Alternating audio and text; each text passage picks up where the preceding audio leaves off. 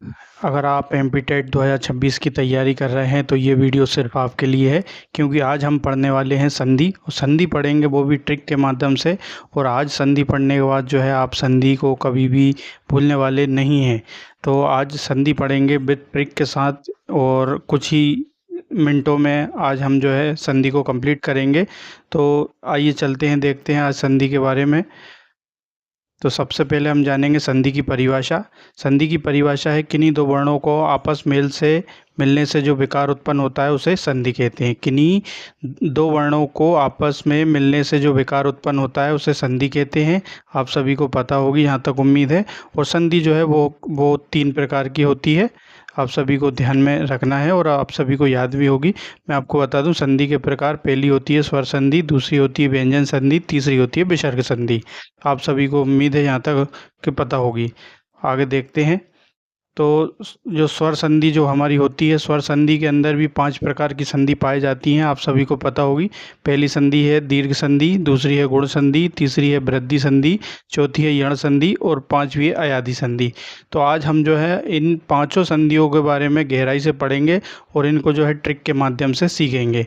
तो आज ये संधियों को आप सीखने के बाद कभी भी भूल नहीं पाएंगे। तो आइए चलते हैं हम आज की पहली संधि। आज की हमारी पहली संधि है दीर्घ संधि। दीर्घ संधि जो है इसकी पहचान आज मैं आपको बहुत अच्छे से कराने वाला हूँ, सिखाने वाला हूँ। तो दीर्घ संधि को जो है शब्दों के बीचों बीच में बड़ा आ, बड़ी ई और बड़ू ऊ होता हो तो वह दीर्घ संधि होगी। आप सभी को इस पॉइंट को ध्यान में रखना है कि दीर्घ संधि में जो है बड़ा आ, बड़ी ई और बड़ू ऊ की मात्रा होगी तो वह दीर्घ संधि होगी। उदाहरण के लिए बता दूं, देखिए ग्रीष्म में जो है बड़ी ई की मात्रा आई है ना। देवानंद में बड़ा की मात्रा आई है, भानुदय में बड़ू की मात्रा आई है, धर्मार्थ में बीच में बड़ा की मात्रा आई है और स्वार्थ में बड़ा की मात्रा आई है। तो इस तरीके से आपको दीर्घ संधि को याद रखना है। तो दीर्घ संधि की पहचान क्या हो गई? बड़ा की मात्रा आएगी, बड़ी की मात्रा आएगी, बड़ू की मात्रा आएगी और शब्दों के बीचों बीच आएगी। ये बात आपको ध्यान में रखना है। आइए चलते हैं अगली संधि देखते हैं। अगली संधि है हमारी गुण संधि। तो गुण संधि को किस तरीके से पहचानेंगे और किस तरीके से याद रखेंगे उसको भी मैं बताने वाला हूँ। तो गुण संधि की जो पहचान होगी, शब्दों के बीचों बीच ए और ओ अथवा अंतिम वर्ण में ऋषि अर की मात्रा होगी। ये आप सभी को ध्यान रखना है। शब्दों के बीचों बीच में क्या ध्यान रखना है? पहले ए की मात्रा और ओ की मात्रा अथवा अंतिम वर्ण में ऋषि अर की मात्रा होगी।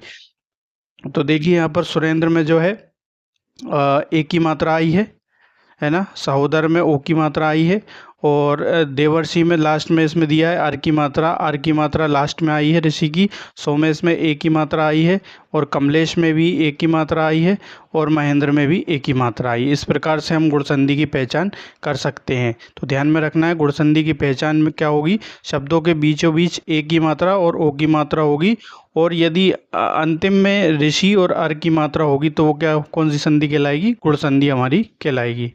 आइए चलते हैं अगली संधि। यण संधि है हमारी आज की तीसरी संधि। तो यण संधि जो है शब्दों के बीचों बीच या व रा से पहले, ध्यान में रखना है, शब्दों के बीचों बीच या बा और रा से पहले आधा वर्ण आए अथवा बीचों बीच तरह हो तो वह यण संधि होगी। ध्यान में रखना है। यण संधि की पहचान कैसे होगी? शब्दों के बीच या व रा से पहले आधा वर्ण आए अथवा बीचों बीच तरह हो तो वह यण संधि हो जाएगी। अब कैसे होगी आप उदाहरण के माध्यम से समझते हैं।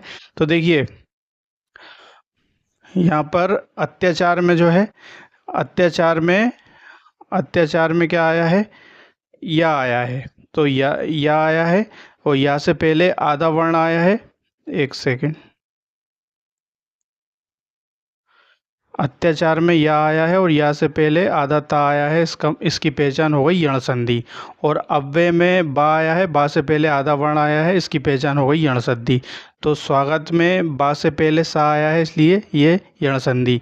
और त्रा मैंने आपको बताए है, यदि बीचों बीच त्रा होगा तो वह यण संधि कहलाएगी। इतना ध्यान में रखना है। यण संधि की पहचान शब्दों के बीच में या व रा से पहले आधा वर्ण ता, आधा वर्ण वा, आधा वर्ण सा और पितरादेश में त्रा आया है बीचों बीच, इसलिए यण संधि कहलाएगी। अगली संधि हमारी फोर्थ संधि है वृद्धि संधि। अब वृद्धि संधि बहुत ही आसान संधि है, इसको भी आपको ध्यान में रखना है। शब्दों के बीचों बीच औ और ऐ की मात्रा होती है तो वह वृद्धि संधि होगी। शब्दों के बीच ये ऐ की मात्रा है, इसमें ध्यान में रखना है आपको। आई की मात्रा है। वृद्धि संधि शब्दों के बीच आओ और आई की मात्रा होगी तो वह वृद्धि संधि कहलाएगी।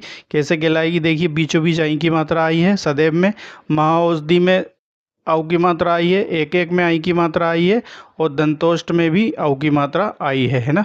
तो इनको हमें ध्यान में रखना है। वृद्धि संधि की पहचान किस प्रकार करेंगे, शब्दों के बीच बीच औ और आई की मात्रा होगी तो वह वृद्धि संधि कहलाएगी। तो आपको ध्यान में रखना है। आइए चलते हैं अगली संधि।